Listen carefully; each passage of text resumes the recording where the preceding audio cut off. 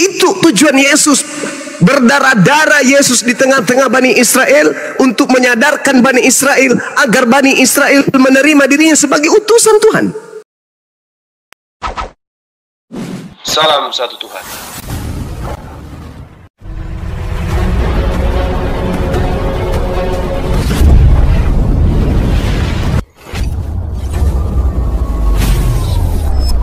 Ya, pengantar ini singkat para sahabat. Dukung semua ya sahabat-sahabat kita channel Bensa News Muslim. Di like, di subscribe, di share sebanyak mungkin untuk supaya mencegah sahabat-sahabat kita di luar sana tidak terpengaruh terhadap pemurtadan. Semoga Allah memberikan selalu sikap istiqamah. Salam satu Tuhan, Allahu Akbar. Camkan itu. Apa yang Yesus lakukan demi untuk menyadarkan Bani Israel, dia utusan Tuhan. Tolong diterima wahai Bani Israel, aku utusan Tuhan untuk kalian. Itu ajaran Yesus. Bahkan disampaikan Yohanes 17 nomor 3. Hidup kekal itu adalah mereka Bani Israel mengenal engkau satu-satunya Eloah yang benar dan mengenal Yesus Kristus yang engkau utus. Untuk mendapatkan hidup kekal, Yesus harus dikenal sebagai utusan Tuhan, bukan dikenal sebagai Tuhan. Itu endingnya. Kisah Para Rasul 2 nomor 22. Hai orang Israel, kalian harus tahu yang kumaksud adalah Yesus, seorang yang berasal dari Nazaret. Dia ada orang yang ditentukan oleh Tuhan untuk melakukan mujizat, tanda-tanda, kekuatan yang dilakukan oleh Eloah Abraham dengan melalui perantaraan Yesus. Tamat pengajaran Yesus kepada Bani Israel, dia ditolak sebagai rasul. Kembali dia ke Tuhan. Selesai perkara. Setahun, 2 tahun, 3 tahun, 4 tahun, 5 tahun, 7 tahun, 10 tahun, sampai pada tahun 52, tiba-tiba muncul Yesus palsu. Siapakah engkau Tuhan? Akulah Yesus yang kau aniaya. Itulah Yesus yang kau sembah hari ini. Bukan Yesus Nabi kami yang datang kepada Bani Israel. Yesus lain yang muncul kepada Paulus, yang mengajak kemudian manusia untuk menyembah kepada dirinya. Kata Yesus, waspadalah kepada penyesat yang datang kepadamu dengan memakai nama Yesus dan berkata, akulah Kristus. Kalian semua adalah pengikut Kristus. Kalian semua adalah pengikut Yesus, tapi yang palsu. Silakan Anda perkuat argumentasi saudara. Saya ini menyembah Yesus karena Yesus mengaku Tuhan. Yes, memang betul. Karena penyesatnya memang mengaku itu. Tidak salah. Yesus memang mengajarkan demikian. Waspadalah. Waspadalah. Coba Anda lihat Matius 24 dari data 23. Tadi data 4, data 5. Di situ Mesiasnya mengaku Mesias dan menyesatkan banyak orang. Satu. Yang kedua, Anda baca dari 23. Jadi apabila ada orang yang berkata ada Yesus di sini, ada Yesus di sana, apa kata Yesus? Jangan kau percaya. Camkanlah, aku sudah mengatakannya kepadamu. Jadi apabila ada orang berkata ada Yesus di padang gurun, ada Yesus dalam bilik, apa kata Yesus? Jangan kau percaya. Paulus setelah itu mengaku bertemu dengan Yesus di padang gurun ketika dia ke Damsyik, dan juga mengaku bertemu Yesus ketika dia di dalam bilik penjara. Skubalon dalam bahasa Yunani artinya apa? Skubalon artinya kamar rahasia. Kamar rahasia itu apa? Sel penjara. Tidak bebas orang masuk kecuali orang khusus yang masuk di kamar itu, di bilik itu, yaitu si terdakwa. Paulus masuk di kamar rahasia itu, dan di situ dia mengaku bertemu dengan Mesias, menulis surat Filipi, Efesus, Galatia dan seterusnya. Camkan itu baik-baik. Aku sudah mengatakannya kepadamu, sebab Yesus palsu dan nabi-nabi palsu akan muncul dan akan melakukan banyak mujizat dan sekiranya mungkin menyesatkan orang-orang pilihan juga. Camkan, aku telah mengatakannya itu. Jangan kau percaya, sebab sama seperti kilat yang memancar dari timur sampai ke barat, demikianlah nanti kedatanganku yang kedua. Jadi kalau ada orang yang datang mengaku ketemu Yesus, jangan percaya. Aku datang kedua kalinya nanti seperti kilat menyambar dari timur sampai ke barat. Jadi kalau hanya dia sendiri, aku bertemu dengan Yesus loh, jangan kau percaya. Aku melihat Yesus loh, jangan kau percaya. Sebab sama seperti kilat dari timur sampai ke barat memancar cahayanya, demikianlah nanti caraku datang yang kedua kali. Juga malaikat berkata dalam Lukas, dalam Kisah Para Rasul 1 nomor 11, Yesus yang kalian lihat terangkat dari bumi ke surga, ke langit, itu akan datang kedua kalinya sama persis seperti engkau melihat dia terangkat. Apa itu? Dia datang dengan jasadnya. Untuk yang kedua kalinya datang dengan jasadnya. Iya bang, sebentar bang. Sedangkan yang datang kepada Paulus tak ada jasad kecuali hanya cahaya. Ingat, Yesus berkata dalam Lukas 10:18, aku melihat iblis jatuh dari langit ke bumi berupa cahaya. Yang datang kepada Paulus hanya berupa cahaya, tidak ada daging. Berarti itu bukan Yesus yang asli. Sebab Yesus yang asli datang lengkap dengan dagingnya. Menurut siapa? Menurut Yesus. Di mana dalilnya? Baca Matius 24 nomor 27 dan nomor 30. Silakan.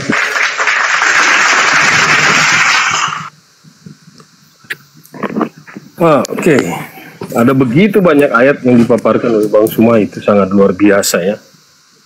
Dan itu sangat menguatkan tentang, justru itu sangat menguatkan tentang eksistensi Yesus sebagai Tuhan yang orang Kristen percaya. Dia adalah Tuhan satu-satu yang diutus Allah untuk menyelamatkan manusia dari dosa. Dia mengajarkan semua yang baik. Tidak ada pengajaran-pengajaran dia yang tidak baik. Dia melakukan apa yang dia diperintahkan Bapa kepada dia untuk dia sampaikan kepada manusia. Kalau saya tadi menyimak semua argumentasi firman Tuhan ini, semua diarahkan kepada Yesus palsu. Yesus palsu yang mana ini? Padahal semua pengajaran-pengajaran yang disampaikan oleh Yesus itu dia bersumber dari kebenaran Allah sendiri, tentang kebaikan, tentang kebenaran. Nggak ada kepalsuan, nggak ada aniaya, nggak ada hal-hal buruk yang dia sampaikan. Semua mengenai nubuat-nubuat keselamatan tentang dunia sekarang dan dunia akhirat, tentang kebenaran. Apa yang perlu disangkal di situ? Saya nggak tahu bagaimana cara orang bisa mendiskreditkan tentang kemahakuasaan Yesus sebagai manusia yang 100% ilahi dan insani. Dia mau diarahkan kepada Tuhan yang palsu. Bagaimana caranya itu? Agak susah, nanti pikiran saraf kita akan rusak. Apa kepalsuan Yesus yang Yesus ajarkan tentang ceritanya dia sebagai keilahiannya dia? Apa yang Bang Suma lihat dari kepalsuan yang dia punya? Enggak ada sebenarnya. Saya enggak tahu di mana kesalahan Yesus di sini. Silakan. Oke, baik. Saya singkatkan aja. Salah satu dari jutaan kepalsuan. Satu aja dulu. Yesus asli mengatakan, jangan kau hilangkan sunat. Barang siapa menghilangkan sunat, dia akan menempati neraka. Tertulis dalam Matius 5 nomor 19. Barang siapa yang meniadakan sunat lalu mengajarkan kepada orang lain, maka dia akan menempati tempat terhina dalam kerajaan langit. Itu kata Yesus asli. Apa kata Yesus palsu? Barang siapa yang menyunatkan dirinya, maka dia akan masuk ke dalam neraka. Mana yang betul? Mana yang betul? Siapa yang menghilangkan sunat masuk neraka. Siapa yang bersunat masuk neraka. Siapa yang tidak bersunat masuk neraka. Siapa yang bersunat masuk neraka. Apakah itu sama? Tentu tidak. Galatia 5 nomor 2. Yesus palsu berkata apa? Kalau kau menyunatkan dirimu, Yesus Kristus tidak berguna bagimu. Neraka berarti. Yesus yang asli berkata, barang siapa yang tidak bersunat dan mengajak orang lain juga untuk tidak bersunat, maka dia akan menempati neraka. Mana yang betul ini? Mana yang betul?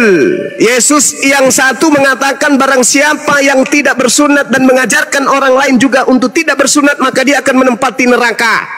32 tahun kemudian muncul Yesus juga mengatakan barang siapa yang bersunat, dia tidak akan masuk ke dalam surga, alias dia akan masuk ke dalam neraka. Mana yang betul? Ini baru satu. Tapi lagi-lagi saya butuh akal Anda untuk mencerna ini. Saya tidak ingin Anda egosentris terhadap agama saudara, tapi kita berdiskusi berdasarkan dengan akal sehat. Al-Quran saya mengatakan apa? A'udzubillahi minasyaitonirrajim.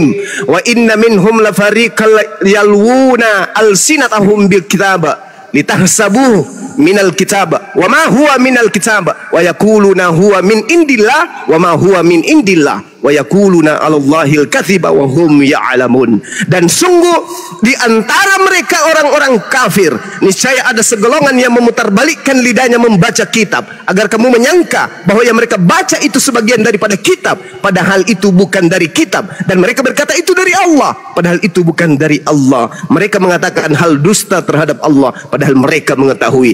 Paulus tahu hukum sunat itu wajib hukumnya, tapi mereka merubah. Dia merubahnya kemudian bahwa sunat itu tidak berguna sama sekali. Yang mana yang Anda harus ikuti? Ajaran Yesus atau ajaran yang palsu yang nabinya adalah Paulus? Paulus ini adalah nabi palsu dari Yesus palsu. Matius 24 nomor 4. Waspadalah sebab Yesus palsu dan nabi palsu akan datang melakukan banyak mukjizat agar menyesatkan orang-orang pilihan juga. Silakan Anda renungkan. Anda pengikut Yesus yang aslikah atau Anda pengikut Yesus yang palsu? Silakan.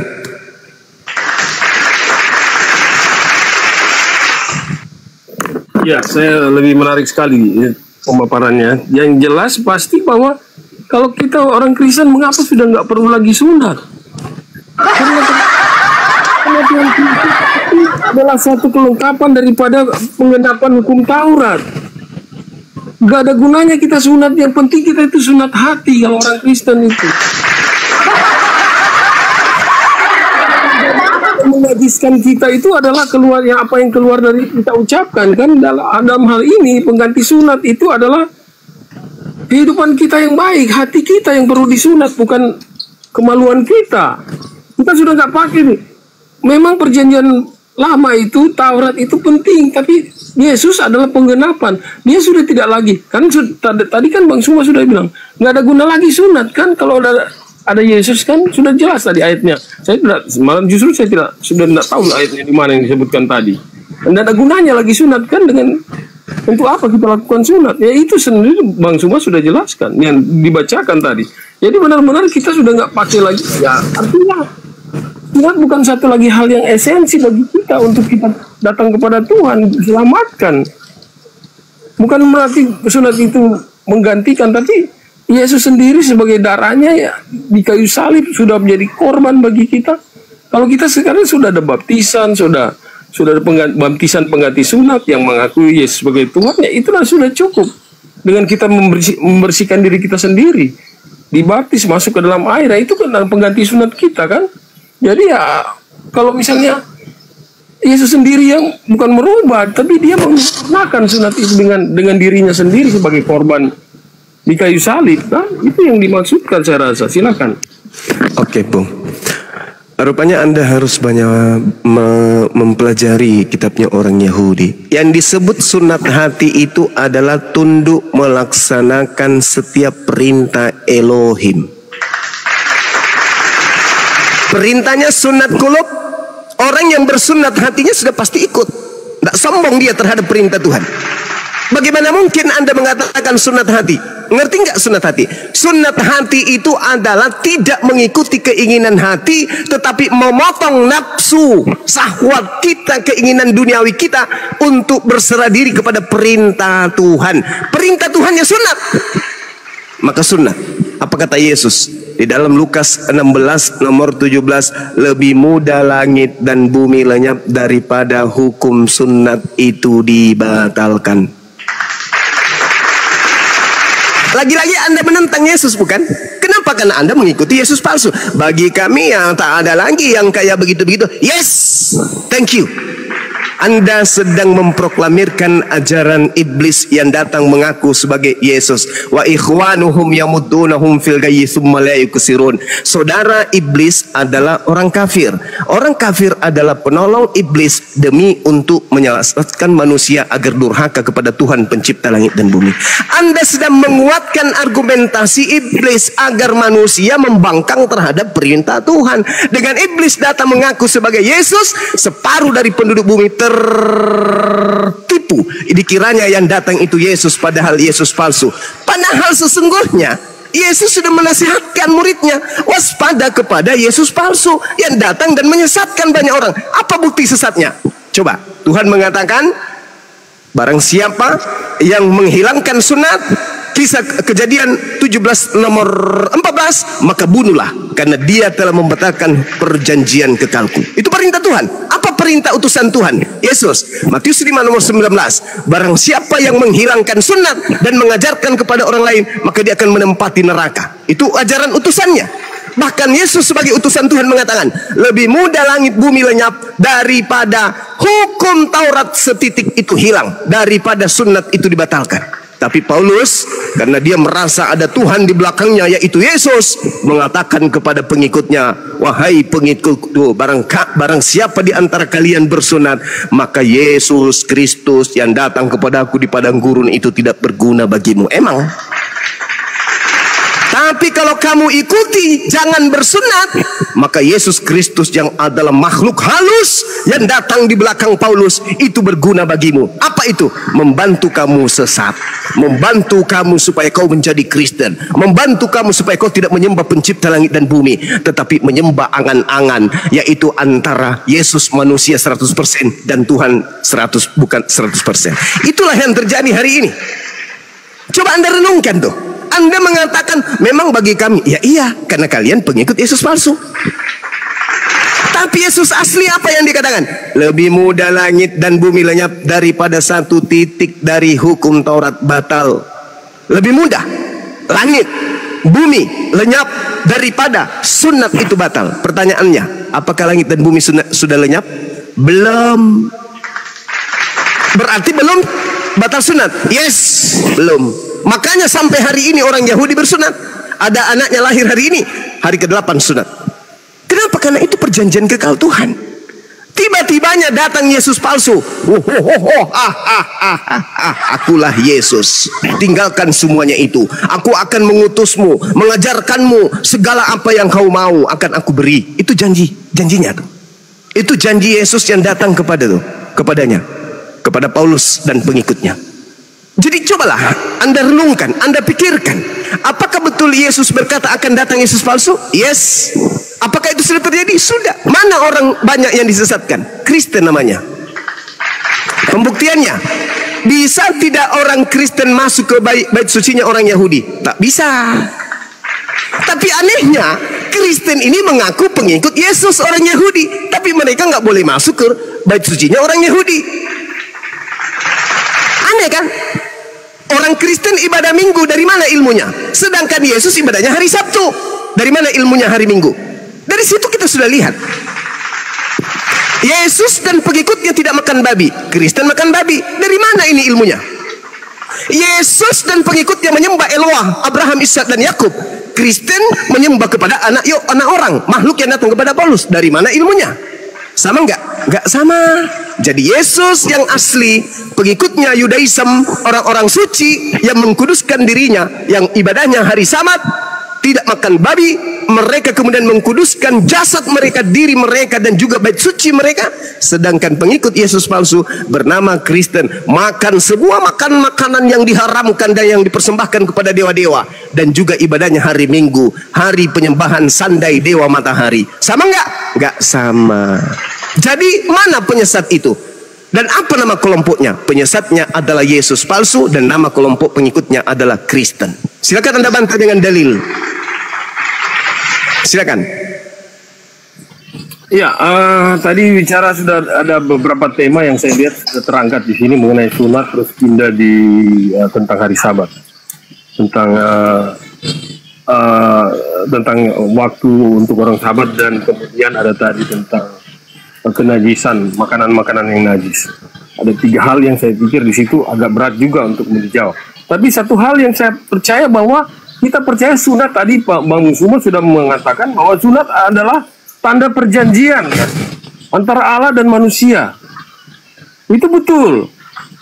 Tapi kita percaya bahwa kita sudah menggantikan sunat itu, kalau di kita itu sudah digantikan dengan baptisan. Bahwa baptis itu kita menerima Roh Kudus, artinya dalam baptisan itu ada trinitas, ada kuasa Tuhan, Allah Bapa, Allah Anak, Allah Roh Kudus. Dalam hal ini memang sunat itu sudah menjadi simbol bahwa Kristus itu sudah menjadi sunat atas kita semua. Dalam Kolose 2, saya baca aja ayat ya, supaya ini kita jelas ya. Dalam Kolose 2 ayat 11 sampai 12, dalam Dia kamu telah disunat dengan sunat Kristus, yaitu dengan menanggalkan tubuh jasmani yang dikuasai oleh dosa, dan kamu telah dikuburkan bersama-sama dengan Dia dalam baptisan. Dalam baptisan itu kamu juga telah dibangkitkan bersama-sama dengan Dia, oleh karena kamu percaya kepada kuasa Allah yang telah membangkitkan Dia dari antara orang mati. Ini konsep yang kita pakai, bahwa sunat itu adalah tanda kita itu sudah mati dan dikuburkan. Adalah perjanjian baru untuk Dia, Tuhan itu mengenal siapa umatnya yang menyatu dengan Dia, yang seperti Yesus sudah mati di kayu salib, kemudian dikuburkan 3 hari seperti tadi dibilang tanda Yunus itu 3 hari, kemudian Dia bangkit. Hanya itu tanda yang orang mulai mau lihat di zaman perjanjian lama sama baru. Itulah tanda akan Yesus, akan kelahiran, akan nubuat, akan identitas Yesus, status Yesus yang kita percaya, yang lahir dari Maria, dari Roh Kudus. Itu yang Yesus yang kita beritakan, bukan Yesus palsu. Palsu mana? Palsu di mana? Saya bingung dari tadi yang dimaksudkan dengan orang Kristen menyembah Yesus palsu. Palsu dari mana? Kita percaya sebagai Roh Kudus yang adalah Allah Tuhan yang diutus oleh Allah untuk menyelamatkan umat manusia. Yohanes 3:16 itu untuk supaya manusia hidup kekal, supaya terputus ya, hubungan yang terputus antara Allah dengan manusia oleh buah terlarang, buat kuldi itu yang dimakan oleh Nabi Adam, oleh Adam, bukan Nabi ya, oleh Adam. Kemudian semua manusia berdosa, lahirlah Yesus untuk Allah sendiri datang menjadi manusia. Dialah bukan Yesus palsu, Dia mau mati oleh kejahatan, oleh keserakahan manusia, oleh ketakutan Raja Herodes diambil tahtanya sebagai raja. Ketakutan itu yang membuat orang Farisi dan orang Taurat pada zaman itu membunuh Yesus oleh kejahatan, oleh pengaruh dari kuasa Lucifer tadi kita sudah bahas di awal, oleh iblis, sehingga Yesus mati, memang harus mati. Itu skenario, Dia harus mati dan kemudian maut dikalahkan, 3 hari Dia bangkit. Itu yang kita percaya, yang kita belajar dari setiap kitab perjanjian lama sampai baru tentang nubuat Yesus. Itu yang kita percaya. Baptisan, sunat sudah melengkapi memang, tapi kita bukan pakai sunat yang seperti dalam perjanjian baru. Kita harus mati, dibangkitkan bersama-sama dengan Dia. Sunat, baptisan itu tanda sunat bagi kita. Jadi kita sudah nggak pakai lagi yang namanya sunat-sunat yang perjanjian. Oke, soal makanan kan kita sudah ada aturan. Yang keluar dari mulut itu yang menajiskan, bukan yang masuk dari mulut, tapi keluar perkataan kita yang menajiskan. Kalau soal makanan, kita mau makan babi, mau silakan, Anda mau suka makan atau tidak, itu terserah kita. Bukan harus ada aturan lagi untuk kita selamat, harus jangan makan babi. Nggak boleh makan ini, nggak boleh makan itu untuk selamat. Waduh, aturan dari mana? Yesus sudah datang untuk kita supaya kita hidup dalam kelimpahan. Tetapi ada aturan-aturan yang Tuhan mau, jangan sampai kita lari dari perbuatan-perbuatan jahat. Itu aja. Soal makanan. Tadi soal apa lagi? Saya nggak tahu ini. Soal pengajaran Paulus. Paulus itu dari Korintus, Kisah Para Rasul, Filipi, Kolose, Galatia. Itu pengajaran-pengajaran baik tentang Yesus itu. Nggak lari. Nggak ada penyesatan di sana. Kalau ada, aja nggak tahu. Tunjukkan ayatnya. Terima kasih. Oke, baik. Ada 3 hal yang saya tangkap. Yang pertama terkait makanan. Anda menerima pengajaran makanlah semuanya itu bukan dari Yesus yang datang kepada Bani Israel. Anda menerima pengajaran itu dari Paulus yang dibisikkan oleh Yesus yang bukan manusia. Kolose 2, Ibrani 6, 1 Korintus, 2 Korintus, segalanya halal bagiku dan seterusnya. Itu bukan dari Yesus. Kalau Anda mengatakan yang masuk di mulut, yang tidak menajiskan, yang keluar yang menajiskan, itu tidak ada hubungannya dengan babi. Itu berhubungan dengan cuci tangan atau tidak cuci tangan, tertera di dalam Matius 15. Tetapi iblisnya memplesetkan seakan-akan itu babi, seakan-akan murid Yesus pada saat itu sedang makan babi. Tak ada murid Yesus makan babi. Di situ dikatakan bahwasanya yang menajiskan adalah yang keluar, bukan yang masuk dalam mulutmu.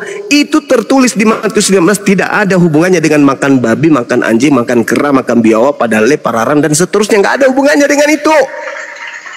Itu hanya cuci tangan atau tidak. Tidak ada makanan babi di sana. Cuci tangan atau tidak, itu yang pertama. Ini Anda dapat ilmu dari mana? Lagi-lagi dari Yesus palsu melalui nabinya Paulus. Kemudian yang kedua terkait dengan salib. Nah ini dia. Coba. Orang Kristen mendapat ilmu dari nabinya, yaitu Paulus, dari Tuhannya yang adalah Yesus. Mengajarkan tentang penebusan dosa menggunakan darah manusia. Itu ajaran setan. Ajaran setan itu mempersembahkan manusia kepada siapa? Tuhan yang benar tidak meminta darah manusia. Amsal 6 nomor 16. 6 kekejian di dalam hati Tuhan, bahkan 7 perkara yang dibenci oleh Tuhan, yaitu menumpahkan darah orang yang tidak bersalah. Yesus tidak bersalah. Yesus tidak punya masalah. Yesus tidak ada dosa.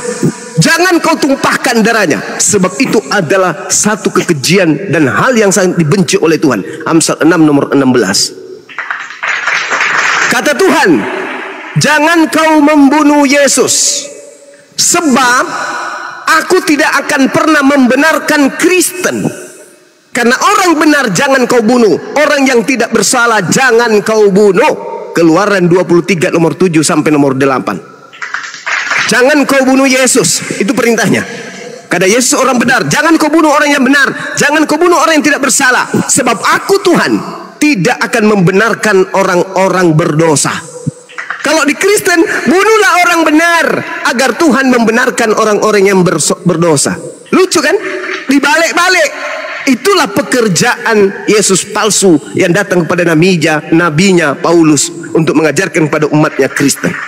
Jadi penebusan itu, Imamat 1 nomor 2, katakanlah kepada orang-orang Yahudi. Orang Yahudi nih berarti pengikut Yesus. Apabila mereka hendak mempersembahkan penebusan dosa kepada Elohim, ajarilah mereka untuk mempersembahkan hewan ternak, kambing, domba, sapi, lembu. Ada nggak manusia? Nggak ada. Nggak ada manusia di sana. Lalu Yesus mengajarkan apa? Baca Matius 8 nomor 4. Perlihatkanlah dirimu kepada imam dan persembahkanlah persembahan kurban seperti yang diperintahkan Nabi Musa kepadamu. Tuh. Yesus memerintahkan murid-muridnya untuk melakukan persembahan hewan binatang. Makanya Yesus palsu ketika dia datang, dia mengajarkan bahwa Yesus yang asli itu anak domba. Supaya apa? Supaya orang yang lemah akal bisa tertipu. Manusia digelar di anak domba supaya dia bisa disalibkan juga. Itu fakta real. Sedangkan Tuhan dalam Imamat 18, jangan kau menyerahkan anak manusia kepada dewa Molok, sebab itu akan mencederai kekudusan nama Elohim. Aku sendirilah Tuhan yang akan melenyapkan orang-orang yang mempersembahkan anak manusia kepada dewa Molok. Jadi ketika Yesus ditanya, ketika di dalam Yohanes 8, Yesus kemudian didatangi oleh orang-orang Farisi ingin membunuhnya. Apa kata Yesus? Kalian ingin membunuh aku karena kalian adalah anak-anak setan. Sekiranya kalian adalah anak Elohim, Tidak mungkin kalian akan mau membunuh aku, sebab aku adalah orang yang berkata menurut firman Elohim.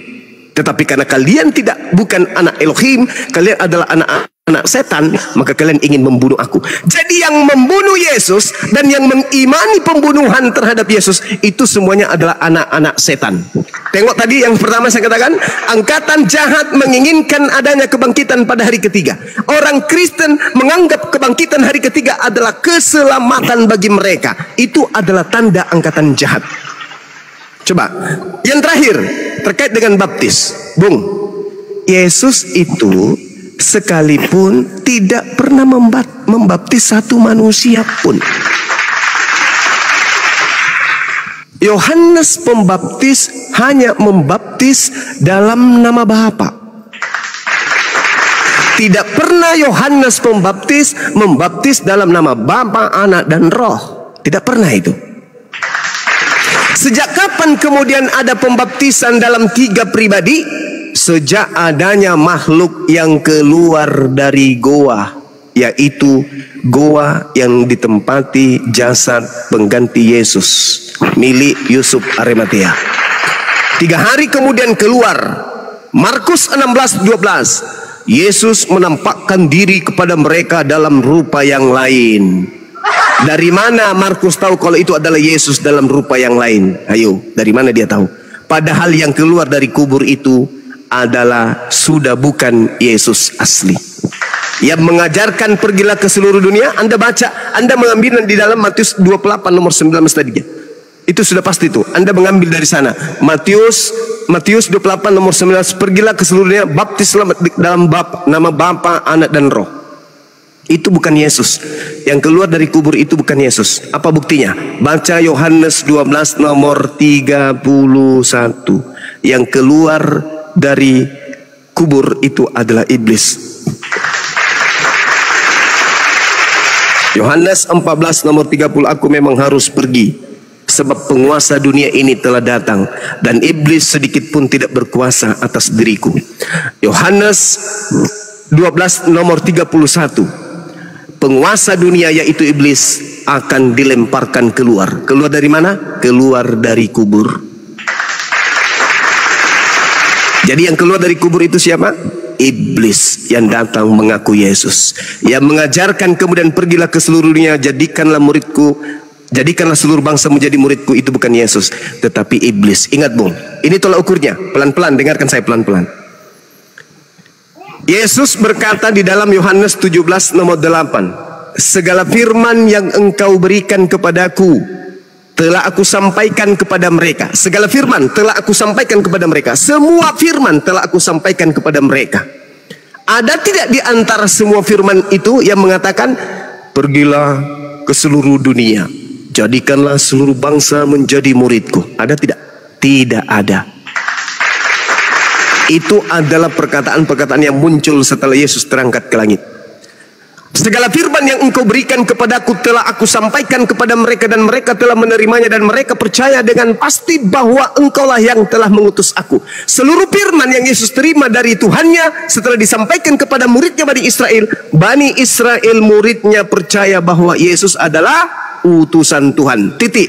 Tutup buku. Selesai. Tidak ada di situ pergilah ke seluruh dunia, enggak ada. Yang ada adalah Matius 10 nomor 5 nomor 6. Yesus berpesan kepada ke-12 muridnya agar jangan ke bangsa Indonesia.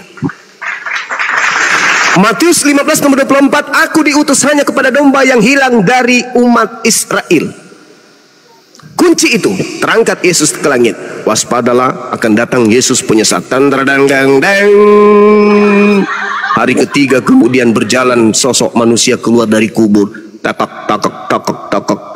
Akulah Yesus, kepada aku telah diberi kuasa. Pergilah ke seluruh bangsa, jadikanlah seluruh bangsa menjadi pengikutku. Itu bukan Yesus lagi. Itu sudah penyesat yang Yesus katakan dalam Yohanes 12:31. Iblis telah akan dilemparkan keluar. Setelah dilemparkan keluar, dia menyesatkan banyak orang. Waspada, murid-murid Yesus tidak ada yang ngikut kepada Paulus. Yang ikut kepada Paulus hanya orang Roma, orang Yunani, orang Belanda, orang Indonesia. Orang Yahudi sampai hari ini tetap beribadah di sinagoge, tetap sabat, menyembah Elohim. Sedangkan orang Kristen menyembah dan punya rumah ibadah dan juga hari ibadah yang berbeda dengan pengikut Yesus. Demikian. Indah sekali dan menarik ya. Cuman sayangnya ayat-ayat yang sudah disampaikan tadi semuanya diarahkan kepada Yesus penyesat. Padahal dalam Yesus mati dalam Matius pasal 27,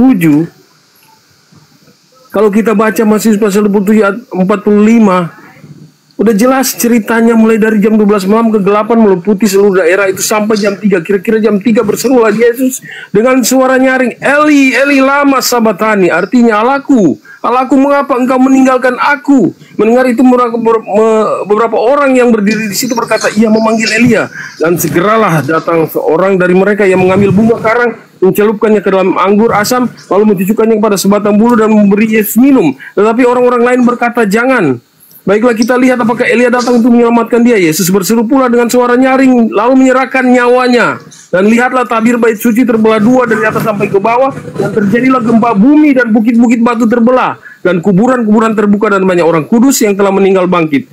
Dan sesudah ayat 53, dan sesudah kebangkitan Yesus, mereka pun keluar dari kubur dan lalu masuk ke dalam kota kudus dan menampakkan diri. Ini manusia. Yesus dikuburkan, kemudian dia juga akhirnya bangkit di dalam Matius 28 tadi.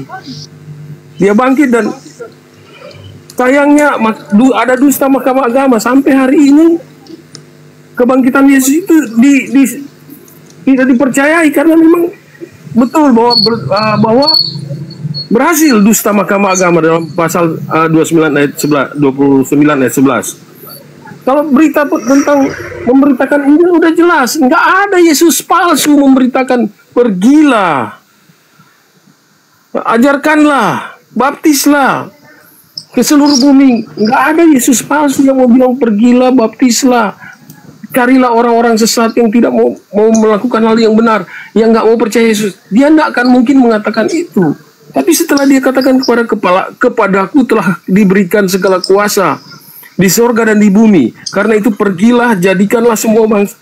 Kalau Yesus sesat, masa dia mau suruh kayak gitu? Apa yang, kalau dia sesat, kalau bukan Yesus yang bangkit dari kubur itu, apa esensi kalau dia mengatakan, kalau kita mengatakan dia itu sesat, dia itu bukan Tuhan? Ini kan boleh bilang gagal paham, logikanya udah jauh sekali. Jadi maksudnya kalau di Matius pasal 29 atau 27 tadi udah jelas. Ada kronologinya. Yesus diserahkan kepada Pilatus dan kematian Yudas, kemudian Yesus dihadapkan Pilatus. Saudara-saudara kalau baca Alkitab banyak sekali ya, Yesus diolok-olok, kemudian disalibkan. Itu jelas-jelas. Kemudian dia mati, naik ke surga, dikuburkan. Itu satu rentetan peristiwa yang sangat jelas. Itu bukan Yesus palsu yang bilang keluar dari kubur pada saat ketiga itu Yesus palsu. Wah, dari mana itu Yesus palsu? Itu alasan seperti itu. Saya mau pikir gimana, alasan sampai di mana itu yang keluar dari kubur itu Yesus palsu. Padahal benar-benar dia adalah korban tumbal yang menjadi skenario Allah sendiri, yang telah mengosongkan dirinya sendiri menjadi manusia. Untuk apa? Untuk supaya manusia tidak di bawah kutuk, untuk manusia tidak binasa, untuk manusia semua diselamatkan. Itu kan tujuan dari kematian Yesus. Bukan soal pengajarannya sudah bonus itu. Soal mujizat dia itu udah nggak heran lagi. Air menjadi anggur, mati dibangkit, itu udah nggak perlu dibahas lagi, itu udah terlalu banyak. Terus apa yang diberitakan tentang kepalsuan? Apa yang diberitakan? Apa yang mau disampaikan? Apa kepalsuan? Apa yang kita memplesetkan lagi dalam ayat-ayat Alkitab yang begitu banyak tadi disampaikan Bang Suma? Saya bingung di mana kesesatannya dia itu. Kita percaya bahwa orang Kristen percaya bahwa dia adalah satu-satunya Tuhan yang lahir, yang memiliki dua insani dan ilahi, kan? Rohnya dia ada dua. Tapi bukan berarti dua, tapi dia dalam kemanusiaannya itulah. Yang maksud saya tadi kembali lagi bahwa yang keluar dari kubur nggak ada Yesus yang lain. Bukan Yesus palsu lagi. Yesus mana itu maksudnya? Terima kasih. Oke, baik. Jadi data yang saudara ambil Matius 27, Eli Eli lama sabachthani. Ini penulis Matius hanya mengutip cerita yang ada di Mazmur 22, tetapi salah kutip. Itu bukan untuk Yesus. Yesus yang disalib ini hanya sampai pukul 18 atau pukul 6 sore. Sedangkan yang ada di Mazmur 22 itu masih ada di tiang salib pada saat malam hari. Gak nyambung. Allahku, Allahku, mengapa engkau meninggalkan aku? Aku berseru tetapi engkau jauh dan tidak menolong aku. Tuhanku, aku berseru pada waktu siang, tetapi engkau tidak menjawab. Dan aku berseru pada waktu malam, tetapi juga tidakkah aku tenang. Mana dia berseru pada malam? Tidak mana. Tidak ada dia berseru pada malam. Tidak ada. Jadi itu hanya cocokologi pengarang Matius yang bukan murid Yesus. Kemudian kita tengok di dalam Yeremia atau di dalam Bilangan atau di dalam Ulangan atau di dalam Mazmur, apa yang diterangkan? Tuhan berfirman, sesungguhnya aku akan memberi mereka makan ipu dan minum racun, sebab dari para nabi dari Yerusalem telah meluas kefasikan kepada seluruh negeri. Tuhan memberikan racun anggur asam kepada si nabi atau pengajar palsu. Kita lihat apa yang tertuang di dalam Ulangan 32. Jelas sekali bahwa mereka akan memberikan, Tuhan akan memberikan racun anggur asam. Mazmur 69 nomor 21, jelas nomor 21. Bahkan mereka memberi kemudian apa? Anggur asam. Nah, kita lihat di dalam Yohanes 19:30. Dia diberi anggur asam. Dia minum anggur. Orang yang ada di atas salib ini minum anggur. Ini sudah jelas bukan Yesus. Karena Yesus sudah bersumpah di dalam Matius 26 nomor 29. Akan tetapi aku berkata kepadamu, mulai sekarang aku tidak akan minum anggur lagi sampai pada hari aku meminumnya, yaitu pada hari yang baru bersama-sama kamu dalam kerajaan surga. Mulai hari ini aku tidak akan minum anggur lagi sampai nanti di surga baru minum. Kata siapa? Kata Yesus yang asli. Tiba-tiba ada orang di atas pohon salib minum anggur, mati dia. Ini Yesus. Ini Yesus asli yang minum anggur ini. Kalau Yesus asli berarti dia pembohong, pendusta. Itu satu. Kemudian Anda melihat ketika berbicara mengenai penyaliban, apa yang saudara uraikan itu semuanya pembelaan saudara terhadap Yesus palsu. Anda pasti membelanya karena Anda pengikutnya. Mana yang palsu? Tadi Matius 5 nomor 19 Anda nggak bisa membantah, bukan? Yesus asli mengatakan jangan, barang siapa yang membolehkan membatalkan sunat dan mengajarkan kepada orang lain, dia akan menempati neraka. Yang palsu mengatakan barang siapa yang menyunatkan dirinya, dia akan masuk neraka. Mana yang betul? Tidak mungkin satu orang dua ajaran yang bertentangan. Pasti berbeda. Nah, tetapi saya ingin menyimpulkan kepada saudara. Tadi saudara mengatakan bahwa penyaliban terhadap Yesus itu adalah keinginan Tuhan. Terakhir saya sebelum terlalu jauh, saya minta kepada saudara tolong tunjukkan di mana dalilnya Tuhan mau agar Yesus orang benar ini dijadikan sebagai tumbal penebus dosa. Ingat, saya sudah memberikan data. Keluaran 23 nomor 7 nomor 8, jangan kau sebarkan dusta. Orang benar jangan kau bunuh, orang yang tidak bersalah jangan kau bunuh, sebab aku Tuhan tidak akan mau membenarkan orang yang bersalah. Pertanyaan saya, di situ Tuhan tidak mau Yesus dibunuh karena Yesus orang benar. Pertanyaan saya kepada saudara, mana dalilnya Tuhan mau untuk membunuh Yesus? Silakan.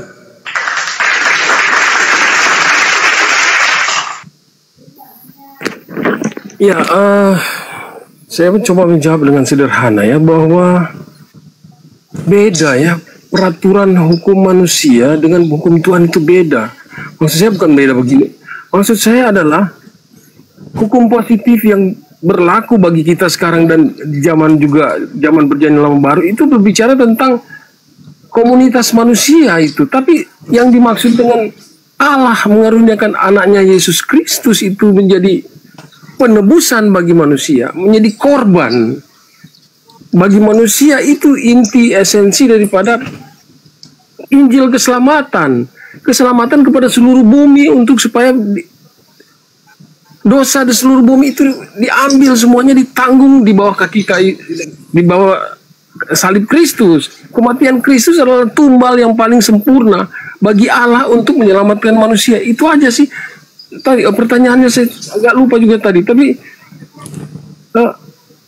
yang pasti kematian Kristus itu adalah satu cara yang paling sempurna untuk dapat mengambil kembali menghubungkan kembali hubungan yang sudah rusak sejak Adam dan Hawa itu ya, sampai Yesus sendiri menjadi perantara bagi manusia untuk sampai untuk hubungan itu terbangun kembali. Oke. Saya hanya mengingatkan bahwa darah Yesus yang tertumpah di kayu salib itulah yang menjadi harga yang menjadi harga supaya kita itu diselamatkan. Bolak-balik mungkin saya dalam hal ini, tapi yang pasti Tuhan Yesus sendiri dapat berkuasa untuk mengambil dan memberikan nyawanya melalui Allah Bapa sendiri yang merupakan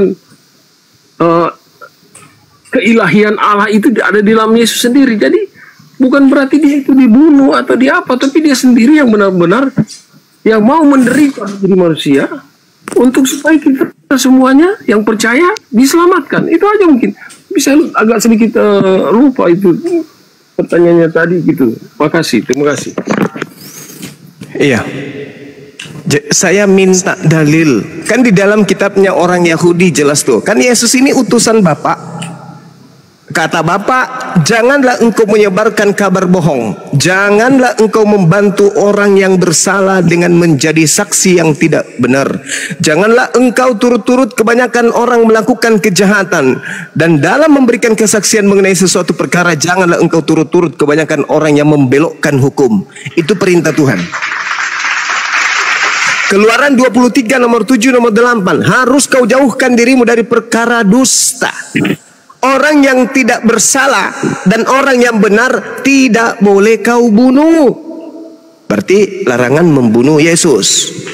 Sebab aku tidak akan membenarkan orang yang bersalah. Berarti orang Kristen tidak akan mungkin dibenarkan dosa-dosanya ditebus dengan darah orang benar. Suap jangan kau terima, sebab suap membuat buta mata orang-orang yang melihat dan memutarbalikkan perkara orang-orang yang benar. Saya ulang, ini larangan Tuhan, jangan membunuh Yesus. Kemudian di dalam Amsal 6 nomor 16, 6 perkara ini yang dibenci Tuhan Elohim, bahkan 7 perkara yang menjadi kekejian bagi hatinya, yaitu menumpahkan darah orang yang benar. Jadi menumpahkan darah Yesus adalah kekejian dan hal yang sangat dibenci oleh Tuhan. Berarti Yesus nggak boleh dibunuh, Yesus nggak boleh disalib. Nah sekarang pertanyaan saya, ini ajaran yang Yesus ajarkan. Ketika di dalam Matius 19 itu, Guru, apa yang harus aku lakukan supaya aku bisa selamat? Apa kata Yesus? Jangan membunuh. Untuk selamat, jangan membunuh, kata Yesus. Nah sekarang pertanyaan saya, tolong Anda tunjukkan kepada kita di sini, di mana Tuhannya Yahudi mau menerima persembahan darah dari orang yang benar. Yesus orang benar. Akulah kebenaran, akulah jalan, akulah kebenaran, akulah hidup. Nah, mana dalilnya membunuh orang benar demi untuk menyelamatkan orang-orang Kristen? Perintah dari Elohim, bunuhlah orang yang benar. Jadi seperti ini. Haruslah kau jauhkan, kita balik dalilnya supaya kena kepada Kristen. Haruslah kau dekatkan dirimu kepada perkara bohong. Orang yang tidak bersalah dan orang yang benar harus kau bunuh, sebab aku Tuhan akan membenarkan orang yang bersalah. Suap silakan kau terima, sebab suap membuat matamu melek dan suap membuat engkau menjadi orang yang betul. Mana itu? Itu kalau begitu dalilnya, Kristen baru betul. Oh, ternyata dasar pembunuhan kepada Yesus karena Tuhan memang menyuruh untuk membunuh orang benar. Tapi itu tertulis di mana? Tak ada kita temukan itu. Yang ada justru apa?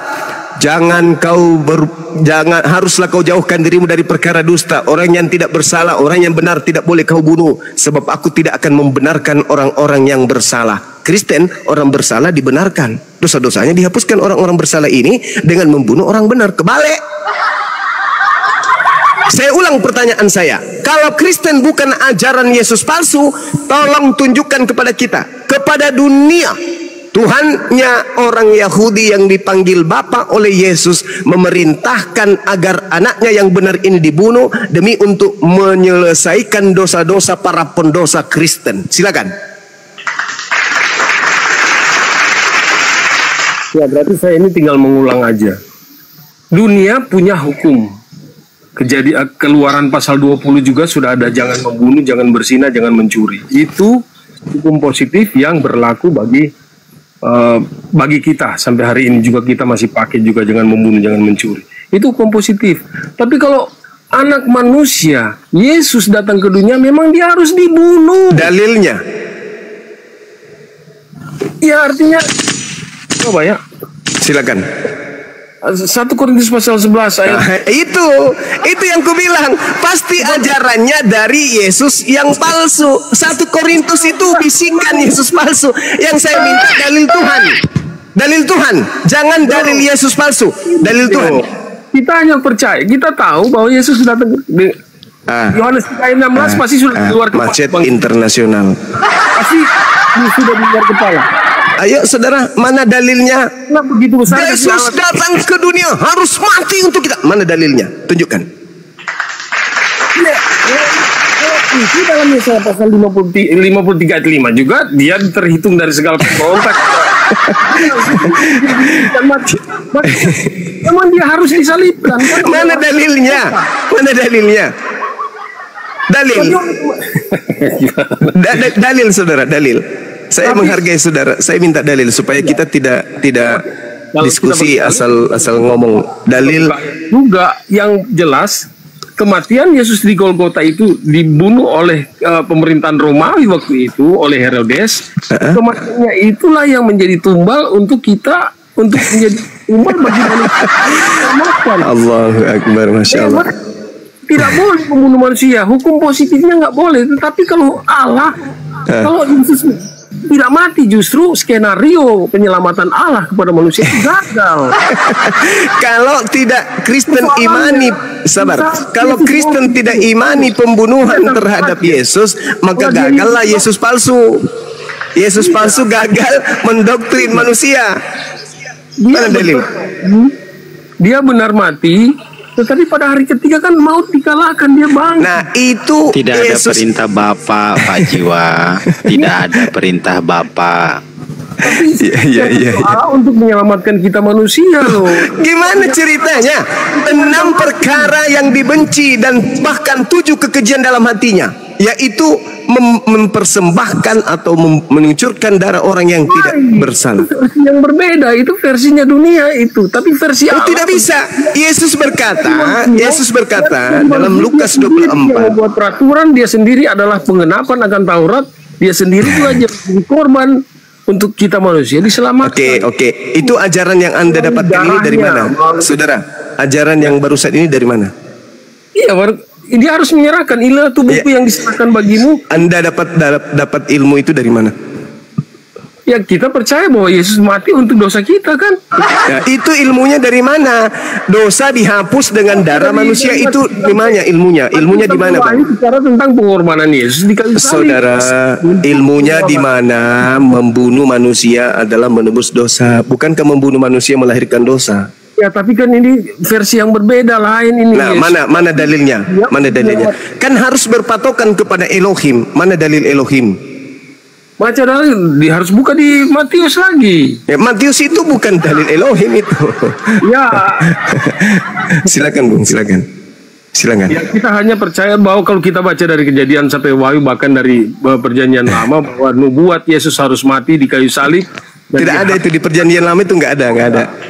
Dia akan diserahkan. Dalam kitab Yesaya paling banyak itu dia akan diserahkan oleh. Nggak ada Bang. Ya, oke. Dan kemudian dia akan mati. Boleh saya ngambil sedikit waktunya? Saya pasal 53 ayat 3 kan? Nggak ada itu Bang, nggak ada. Ya. Itu bullshit.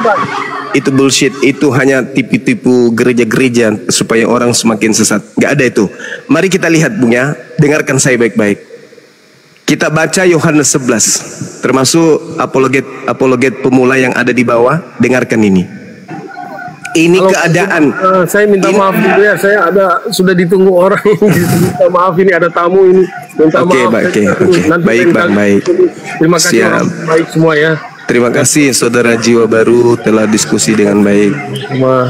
Baik, makasih. Terima kasih semua orang baik. Siap.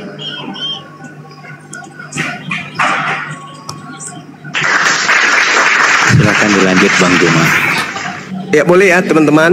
2, 3 sampai 1 jam boleh ya. Saya paparkan ya. Monggo Bang Juma, monggo. Oke, enggak juga 1 jam, paling 5 menit. Jadi gini. Konsep penyaliban yang terjadi yang digaungkan gereja itu munculnya belakangan. Itu dulu. Ada kejadian pada saat proses penyaliban, sebelum dan saat penyaliban, Kristen, bapak-bapak gereja itu nggak ada. Yang ada hanya orang Yahudi, orang Farisi, mahkamah agama, ahli Taurat, dan juga orang-orang Roma. Kalau bisa di mute dulu, Bang. Sakit kuping saya. Nah, alhamdulillah, terima kasih. Jadi di Yohanes 11 nomor 45, banyak di antara orang-orang Yahudi yang datang melawat Maria dan mereka menyaksikan. Waalaikumsalam warahmatullahi wabarakatuh. Saya boleh lanjut? Atau ada yang mau disampaikan Bang? Dilanjut Gurundal, dilanjut. Oke, makasih. Sampai mana tadi ya?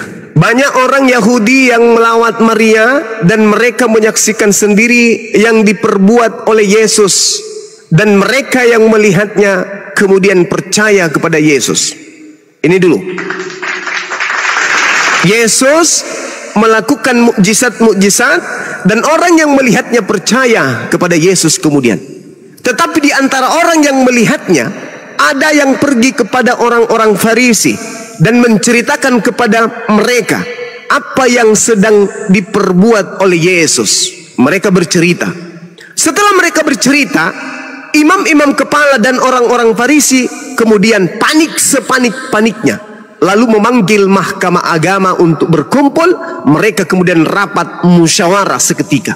Lalu mereka berkata, apakah yang harus kita perbuat? Sebab Yesus ini benar-benar membuat banyak mukjizat. Apabila kita biarkan Yesus melakukan ini, maka semua orang akan datang dan percaya kepada Yesus.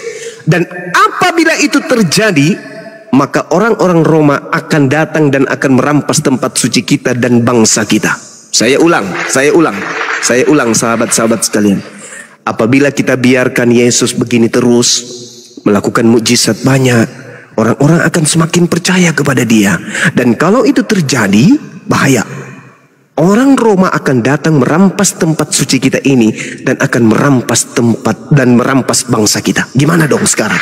Apa yang harus kita lakukan? Berdirilah seorang imam yang bernama Kayafas. Dia itu imam besar pada saat itu dan berkata kepada mereka, kamu tidak tahu apa-apa bro, dan kamu tidak insaf my bro, bahwa lebih berguna bagimu jika satu orang mati, yaitu Yesus, untuk bangsa kita, daripada seluruh bangsa kita ini mati. Seorang imam kepala angkat bicara, kalian ini tidak ngerti, kalian ini nggak paham, kalian ini nggak insaf. Adalah lebih berguna jika Yesus mati untuk bangsa kita, dia seorang saja mati untuk kita, daripada kita mati semua. Mending Yesus aja. Hal itu imam kepala katakan bukan dari dirinya sendiri, tetapi sebagai imam besar pada tahun itu ia bernubuat, bahwa Yesus akan mati untuk bangsa Israel, dan bukan untuk bangsa itu saja, tetapi juga untuk mengumpulkan dan mempersatukan anak-anak Bani Israel yang telah bercerai-berai. Saya ulang, imam kepala yang punya tugas wewenang tahun itu sebagai pemimpin bernubuat, Yesus harus mati untuk bangsa Israel dan juga untuk anak-anak Bani Israel yang sudah berserak ke seluruh penjuru bumi. Ada tidak untuk nubuat? Ada nggak ahli Taurat hadir di situ? Ada. Ada nggak orang Farisi yang ahli Taurat di sana? Ada. Ahli Tanak? Ada. Mahkamah ada nggak hadir? Ada. Ahli Taurat ada nggak? Ada. Ada nggak di antara mereka mengatakan, kan sudah dinubuatkan di kitab kita? Jadi tinggal kita panggil saja Yesus. Kita ingatkan, Yesus, sudah tiba waktunya kawan. Ini nubuatan tentang kamu yang ada. Oh iya ya, ambil palang yuk, ambil kayu, siapkan ikatannya. Kapan kita mulai upacara pembunuhan terhadap Tuhan? Ada nggak yang kayak gitu? Tidak ada. Mereka sepakat membunuh Yesus karena mereka takut tempat suci mereka dirampas dan di bangsa mereka diambil sama Romawi. Jadi ini hanya unsur politik ekonomi. Tidak ada hubungannya dengan penebusan dosa yang konsepnya muncul ratusan tahun berikutnya. Saya tambahkan lagi sahabat-sahabat sekalian. Jadi imam kepala, yaitu Kayafas pada tahun itu bernubuat, Yesus harus mati seorang untuk bangsa Israel, agar bangsa Israel tidak dirampas oleh orang Roma. Lalu kemudian dikatakan, dan bukan hanya untuk bangsa, maksudnya hanya untuk bangsa Israel yang ada di situ, tetapi juga untuk mengumpulkan dan mempersatukan anak-anak Israel, anak-anak Elohim yang bercerai-berai. Nomor 53-nya, dengarkan baik-baik. Mulai hari itu, mereka imam kepala mahkamah agama orang Farisi sepakat untuk membunuh Yesus. Sepakat ya? Imam kepala tos, mahkamah agama tos, tanda tangan, kwitansinya mana, stempel, trak, selesai. Yesus kita sepakat kita bunuh demi untuk menyelamatkan bangsa kita dari penjajahan dan perampasan Romawi. Sepakat? Sepakat semuanya. Sepakat. Apa yang terjadi? Kesepakatan telah diputuskan bahwa pada hari ini, tanggal sekian, bulan sekian, imam kepala telah memutuskan bahwa Yesus harus kita bunuh agar bangsa kita tidak dirampas oleh penjajah Romawi. Angkat tangan yang setuju. Semuanya angkat tangan. Mulai hari ini mereka sepakat untuk membunuh Yesus. Karena itu, apa sebabnya? Yesus tidak lagi tampil di muka umum di antara orang-orang Yahudi, melainkan Yesus berangkat dari situ ke daerah dekat padang gurun, ke sebuah kota yang bernama Efraim, dan disitulah Yesus tinggal bersama-sama murid-muridnya ngumpet. Itu dalil. Pada waktu itu, pada hari raya Paskah, orang Yahudi yang sudah dekat dan banyak orang negeri itu berangkat ke Yerusalem untuk mensucikan diri sebelum Paskah. Mereka mencari Yesus. Dan sambil berdiri di bait Elohim, mereka berkata seorang kepada yang lain, bagaimana pendapatmu? Akan datang jugakah ke pesta ini? Sementara itu imam-imam kepala dan orang Farisi telah memberikan perintah supaya setiap orang yang tahu di mana Yesus berada memberitahukannya, agar mereka bisa menangkap dan membunuh Yesus. Jadi menurut tuan rumah, yaitu Bani Israel yang hidup sama Yesus, yang menjadi pelaku utama, yang menjadi otak utama pembunuhan Yesus, apakah mereka membunuh karena nubuat? Jawabannya bukan.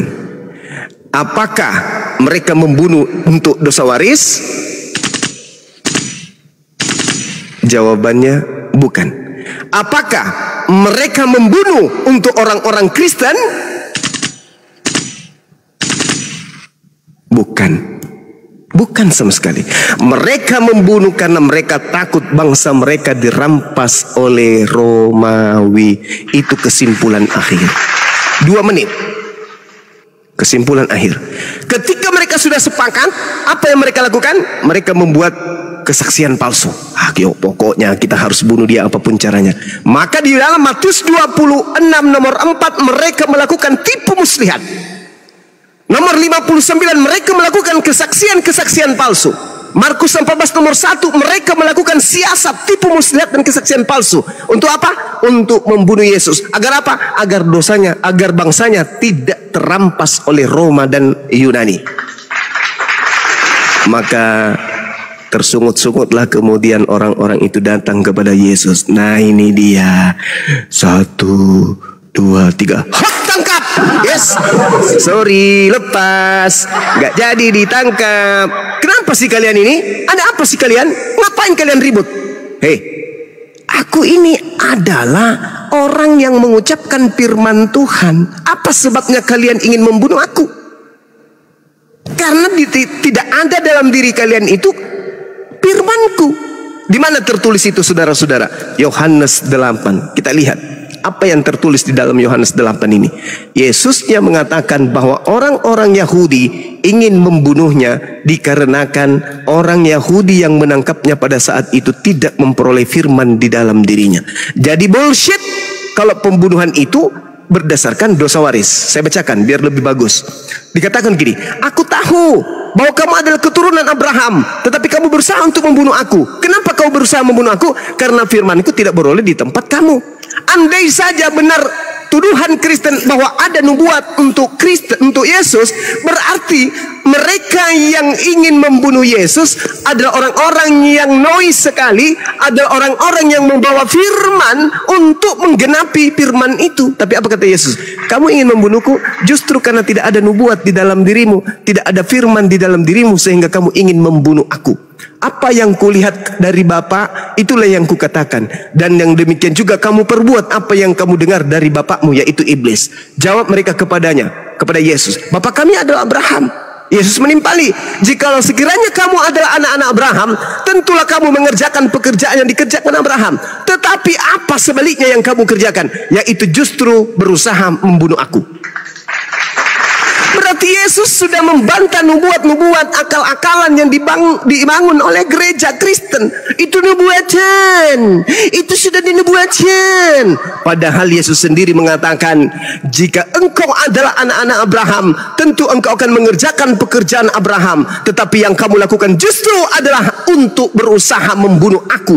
Aku seorang yang mengatakan kebenaran kepadamu, yaitu kebenaran yang kudengar dari Elohim. Pekerjaan yang demikian tidak dikerjakan oleh Abraham. Kamu mengerjakan pekerjaan bapakmu sendiri, yaitu iblis. Apakah jawab mereka? Oh, salah kamu Yesus. Kami ini tidak dilahirkan dari zina. Bapak kami satu, yaitu Elohim. Apa kata Yesus? Jikalau Elohim adalah Tuhanmu, kamu akan mengasihi aku. Kamu tidak akan membunuh aku, sebab aku keluar dan datang dari Elohim. Sabar dulu, sabar dulu. Dan aku datang bukan atas kehendakku sendiri, melainkan dialah yang mengutus aku. Apakah sebabnya kamu tidak mengerti bahasaku? Sebab kamu tidak dapat menangkap firmanku. Iblislah yang menjadi bapakmu, dan kamu ingin melakukan keinginan-keinginan bapakmu, dan dia, iblis bapakmu, adalah pembunuh manusia sejak semula. Jadi si iblis kembali ingin beraksi membunuh Yesus. Jadi yang mau membunuh Yesus itu iblis. Yang mengimani pembunuhan itu adalah pengikut iblis. Sekali lagi, yang mau membunuh Yesus itu iblis, bukan Elohim, bukan Bapa, bukan Tuhan. Dan yang mengimani dan mengaminkan pembunuhan itu adalah pengikut the demit. Sehingga tak ada satupun Kristen di atas muka bumi ini yang mampu menunjukkan data akurat di mana Elohim, Tuhannya orang Yahudi, menginginkan penebusan dosa menggunakan darah anak manusia. Kembali kepada yang tadi sahabat, sorry kepanjangan.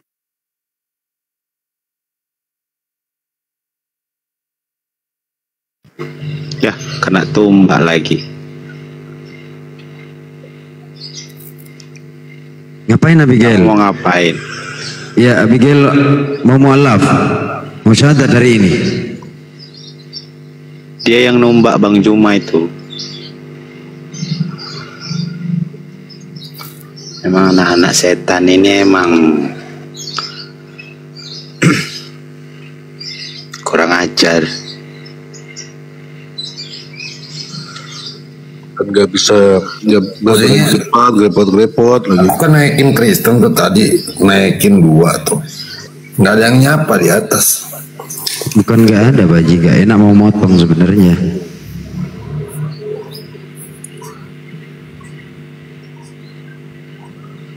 Jadi nanti kalau ada Oten naik kasih besar Ya, aja sih silakan lah, Otennya, ayolah Bang. kita naik lah. Oten aja lah yang naik, silakan. Mainnya kalian nih tombak-tombakan.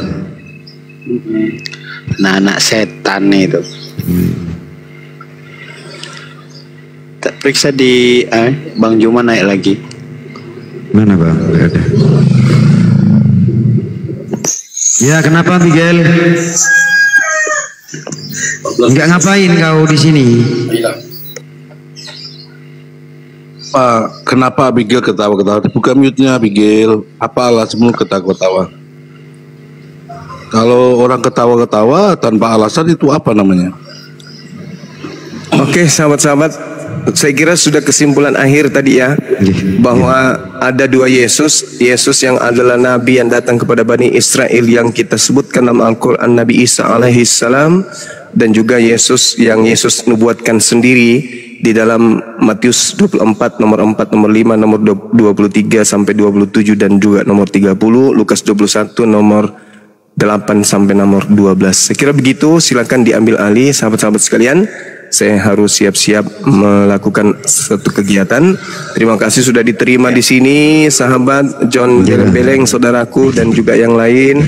Dinda Dedi Wijaya, sehat selalu. Paul Stefan, saudara Robert, dan juga Baruk dan Pangeran. Terima kasih banyak. Ya, siap. Semoga Allah senantiasa melimpahkan rahmat dan hidayah kepada kita, utamanya kesehatan akal, utamanya kesehatan akal agar kita tidak pikun sampai kita kembali ke jannah. Demikian sahabat-sahabat semuanya, subhanakallahumma bihamdi, asyhadu alla ilaha illa anta, astaghfiruka wa atubu ilaik. Salam tauhid, salam satu Tuhan. Jayalah Islam kita, jayalah Indonesia itu. Assalamualaikum warahmatullahi wabarakatuh.